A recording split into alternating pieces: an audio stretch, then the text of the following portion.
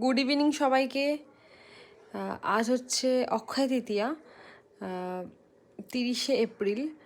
তো একটু রেডি হব, একটু বাইরে যাওয়ার আছে হালখাতা করতে। তো দেখতে দেখতে রেডিও হয়ে গেছি। এটা ব্লু আর হোয়াইট কালারের ড্রেস পরেছি। তো চলো এবার যাব, কোথায় যাব দেখতে পাবে। চলো, এসে গেছি। এই দিনে কি হয়, হালখাতা করার ব্যাপার থাকে একটা। তো অনেক দোকানে, বিশেষ করে সোনার দোকান, জুয়েলারির দোকান যেগুলো থাকে সেগুলোতে হালখাতা হয়, কারণ আজকের দিনে বলে সোনা কেনা শুভ। তাই জন্য আমরা কিনতে যাইনি কিছু, আমরা হালখাতা করতে গিয়েছিলাম।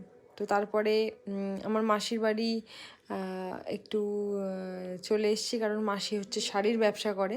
তো একটু ছোটো মতন হালখাতা করেন মাসি। তো সেখানেও এসেছিলাম, দিয়ে এবার বাড়ি এসে গেছি। বাড়ি এসে দেখি কি কি পেলাম। দেখি একটা সুন্দর ব্যাগ দিয়েছে, ব্যাগটার ভেতর থেকে একটা মিষ্টির প্যাকেট, আর দিয়েছে হচ্ছে একটা ক্যালেন্ডার টাইপসের। তো ওটা দেখাচ্ছি পরে, আগে মিষ্টিটাতে দেখি কি কি দিয়েছি। খিদেও পাচ্ছে খুব জোরে, দেখি। তো এখানে 1 2 3 4 5 6 7 8 9খানা মিষ্টি, ওই গোল মতন যে মিষ্টিটা নিচ্ছে একটা মিষ্টি ছিল। তো যাই হোক 9খানা মিষ্টি ছিল ওখানে।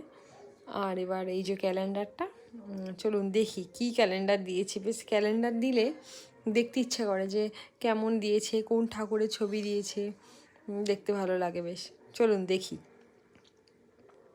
বাহ, দেখুন কি সুন্দর জগন্নাথের মূর্তিটা, দেখে একদম মন ভরে গেল। এত সুন্দর মূর্তি জগন্নাথের, খুবই সুন্দর দেখতে।